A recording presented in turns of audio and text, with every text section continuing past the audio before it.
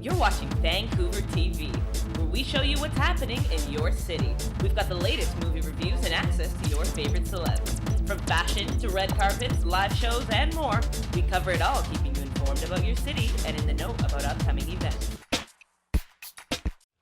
Shortly after you and your brother were born, your father and I divorced, and we each took one son. Obviously, I got second pick. I have a twin brother. Twin brother? Big brother? Denomination! My brother! Finally, I'm meeting you. All right, good. Your discomfort is hilarious. So, how are things career-wise? Haha, great. You let the most wanted villain just get away! You're fired! So great. Crushing it. I brought you here to continue the family business. Villainy is in your blood. C'est gros con boobs. I left that life behind me. I understand. I wonder what this does. Holy moly! Become a villain again. That's pretty nice. Get you into my bins, take it for a spin. What you mean when you take me for a friend? So, what did you guys do today? There's always a blind guy.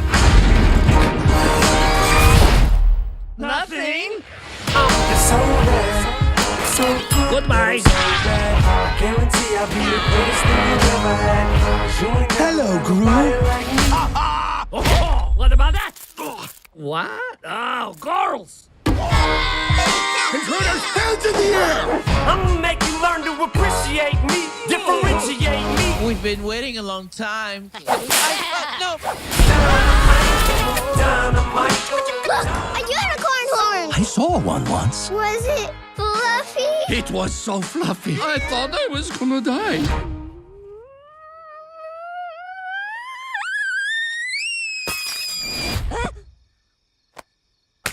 Me, I'm as calm as the breeze. I'm the bee's knees, his legs, and his arms. I'm a superstar. So bad. So, you two are villains now? I mean, hello, sweetie. Uh-oh, busted. So good, and I'm so bad. I guarantee I'll be the greatest thing you've ever had. Both of the huggy bear and all the kissy face, please. I'm just so bad. To win tickets to see this movie and other fun movie prize packs, visit www.vancouvertelevision.ca. You are watching Vancouver Television, and I am your host, Christine White. Today we're going to be speaking to Royce, Jen, and Rachel from Run For H2O. This charity is hosting its 5th annual run here in Vancouver, BC. Let's go talk to them.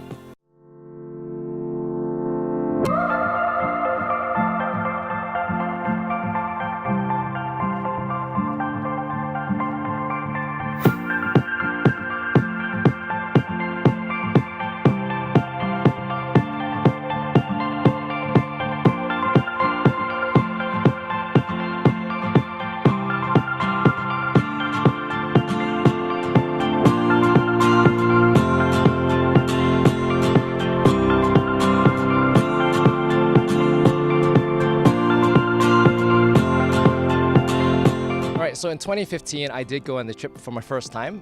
We visited the community called Shehuyup, and that was the community we were fundraising for in 2015. Just going there, I didn't know what to expect, but they had a town hall, and one of the things I do remember noticing is there weren't that many kids around. People were sitting around. They all looked tired. They were a bit dirty. Just people coughing, and we met up in a school. So we had a town hall, so everybody just came to greet us and talk to us. We met in a school, and the classrooms are empty, and that's just one of the things that I remember about the first year. And then they told us their stories. We had translators and then translators. They spoke their local language, Quiche, which was translated to Spanish, which was translated to English. But Nonetheless, the story was still just as powerful, right? They told us what their day was like and how they needed help and what the things they can do, they cannot do. And a lot of it is women, right? So women are impacted the most. Men have to go out to the cities to work. Sometimes they don't come home for like weeks, right? Because it costs money to travel, right? So they would leave the families and they would have to work. And then the women stay home and they take care of the family. And what that means is they have to fetch water, they have to take care of the kids, and the kids have to help too when they're able to, right? When kids are young, the mothers have to carry the kids with them to fetch water. So imagine you're carrying water and a kid on your back, or like you're holding a kid like with your hand, and you're holding laundry. Laundry is we have washing machines. We don't really know the weight of it because we always dry it, but dry laundry, fine, it's light. But wet laundry, you have to carry that back as well, right? So for them, they have to carry it down to the streams, they wash it, and they have to bring it back. And that's a lot of work on the women. For kids as well, kids, sometimes they can't focus on studying. They'll get sick from the water, or they have to go help get water as well. So they don't have that much time to study like we do. And yeah, so there's a lot of missed opportunities there. And that's one of the reasons these people in these developing countries stay in poverty, because there's no time for them to do anything about it, right?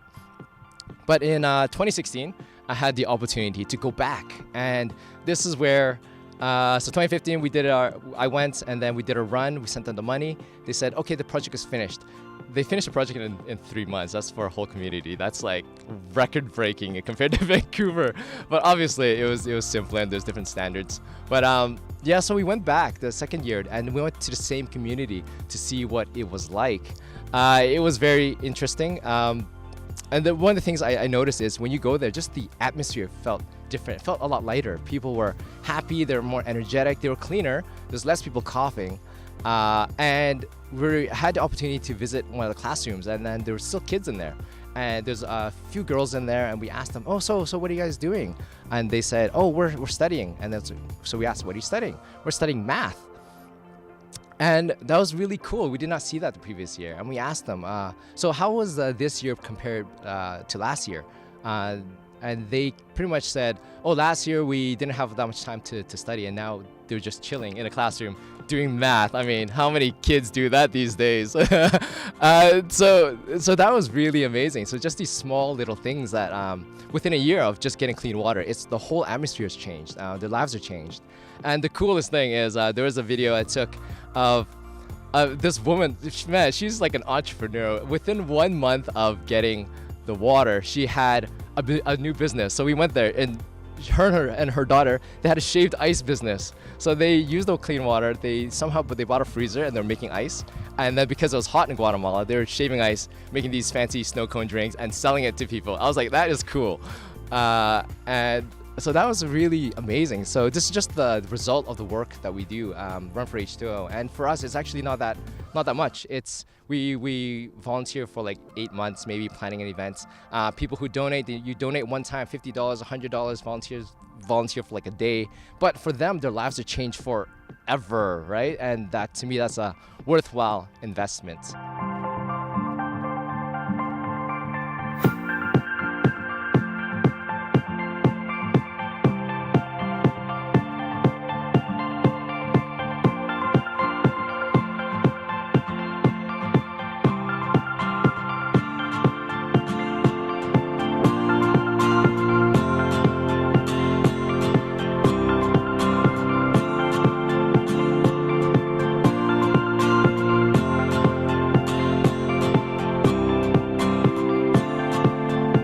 Whenever you're running an event, a campaign like this, there's always going to be challenges. And I think the biggest challenges for myself is balance, right? Because there's work, there's other activities, and then there's Run for H2O.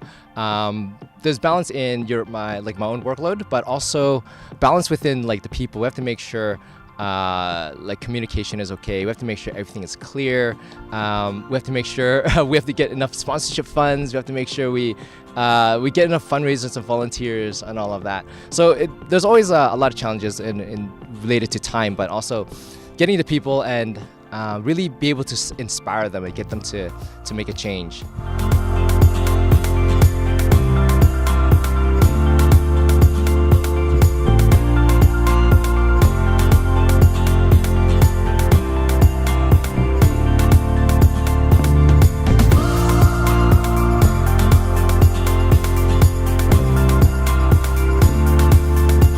yes, there are challenges in organizing a run, but there's a lot of fun in it as well. So I really enjoy doing this. This is my 3rd year doing this, and I come back for a reason. It's because of inspiring people, right, and being able to make the change. Because I've been there, so I know what the difference is, and that really holds me. And every year I take on, okay, here are the next people who are going to have their lives transformed, and that's very motivating.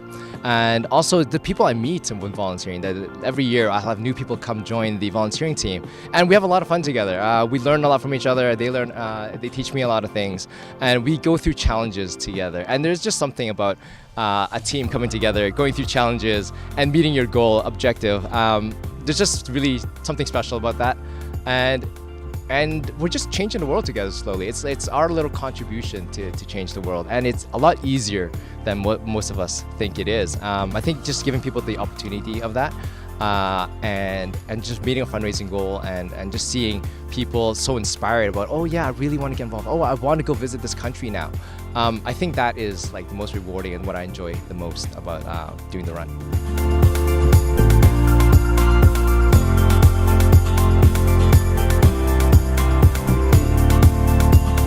Right, so outside of the run, I work in IT for a financial corporation.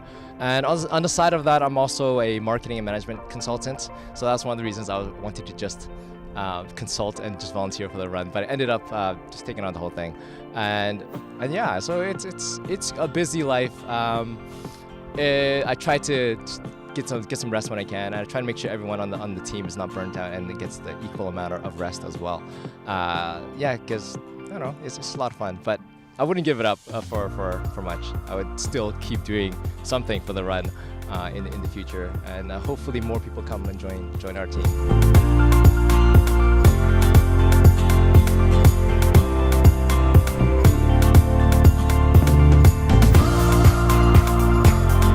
Viewers who are watching this right now, if you heard something that is inspiring, heard something interesting, I do encourage you to do something about it.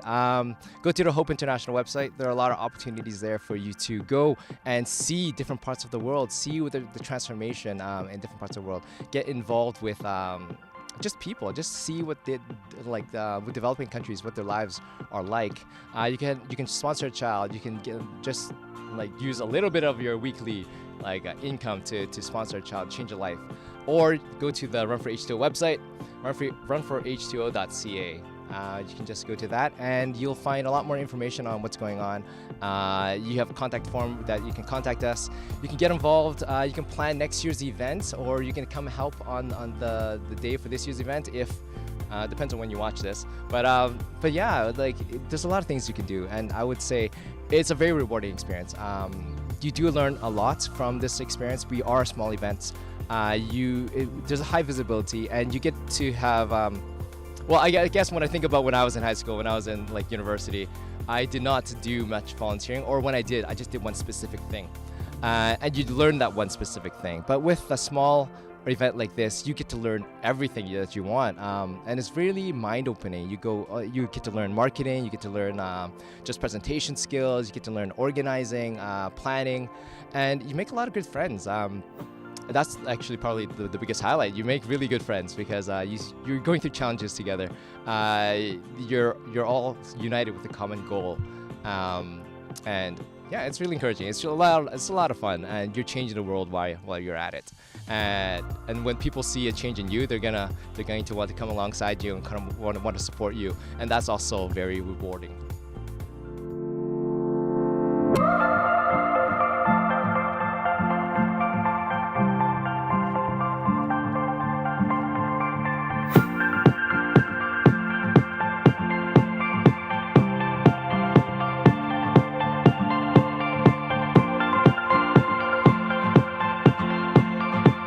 Now that you guys have heard a little bit about the Run for H2O and Hope International Development Agency and what we do, we wanted to tell you about different opportunities and ways to get involved. Yeah, so visit us at our website, runforh2o.ca, to get all the information on how you can become involved. You can register for the run. You can volunteer on event day to help us host the run, and you can also get involved to become a fundraiser. And if you have sponsorship opportunities, bring them our way. We're always looking for sponsors to work with. Yeah, so also the event is not just a one-day event. Planning takes about 8 months, so you can, if you want, you can just get involved in the planning team as well. So go on our website, there's a contact form. You can just like, hey, I'm interested in helping plan the event. Once again, it's like you'll learn a lot of experience. You make a lot of good friends and all of it. And yeah, it's a very rewarding experience. So do try to consider that as well. And if that doesn't work for you, if you're not interested in the run, you could go over to the Hope International Development Agency website, which is hope-international.com, and learn more about opportunities to get involved with Hope International Development Agency. We have all sorts of different programs where you could volunteer in the office, volunteer for our programs, go abroad and learn about our projects happening there, or sponsor a child. There are so many different ways to get involved, so feel free to give us a shout and find out more.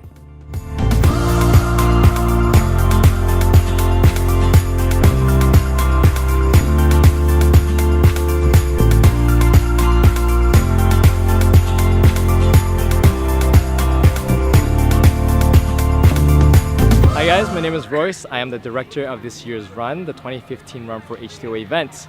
So this event is for fundraising for Guatemala. So we are fundraising to build water systems for Guatemala. So there's a lot of rural areas in the province of Quiche where people living there have to travel hours and hours a day just to get water that is not even dirty, and they bring it back to the homes to drink, to do laundry, to do cooking, and all of that.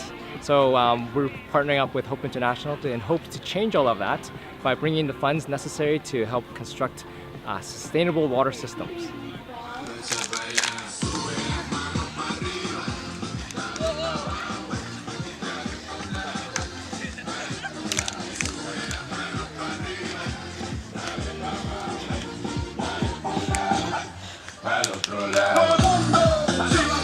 Third, I think. This is your first third run? Yeah. Nice. So what made you join this run?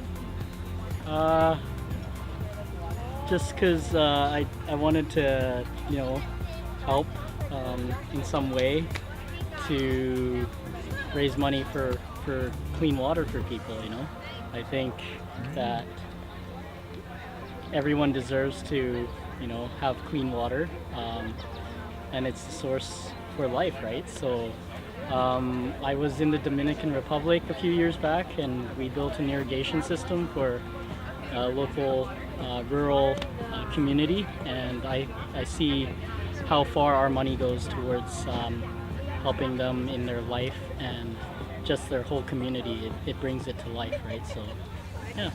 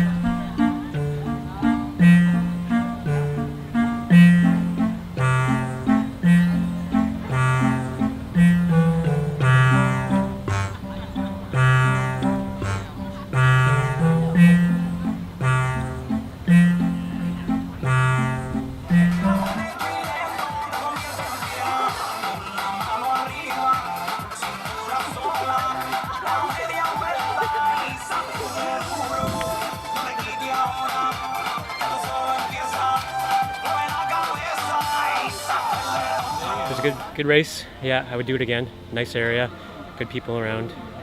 As far as Guatemala goes, I understand that there's a water shortage there, so that's pretty intense because we don't really understand on our end just yet what that's like. So I believe, we got to give everything we can to them, worldwide even, just to make sure everyone has basic necessity in life, water. Let's do a group photo with all leadership, and then stay tuned because we still have to announce a lot of prizes afterwards. So. We're gonna take a quick photo first.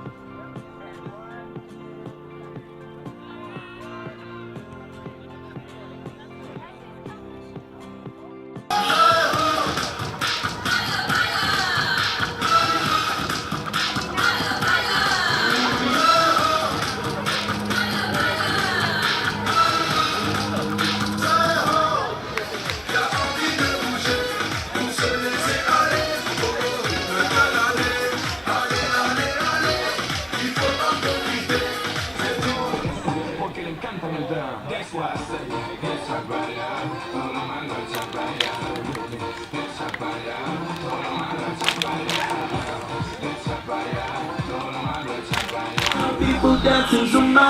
Everybody dancing, bouger, bouger. Bouger, souffle, souffle. J'ai carré plein de rouler, rouler, oh. All night. Everybody dancing, bouger, bouger. Bouger, souffle, souffle. J'ai carré plein de rouler, rouler, oh. Jump up, move outside, It's a hot day. It's absolutely beautiful. I mean, I'm sure that just gives it just a little taste of what it's like in Guatemala. So I hope that the money raised today will be able to really help you guys out and stay cool.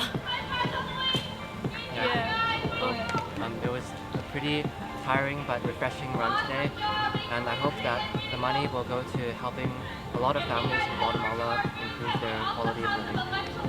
Yeah, so it was actually my first time in this kind of thing, but I think halfway through I got really tired and thirsty, and I was like, yeah, it's pretty good that we have water, but best wishes for water. Yeah.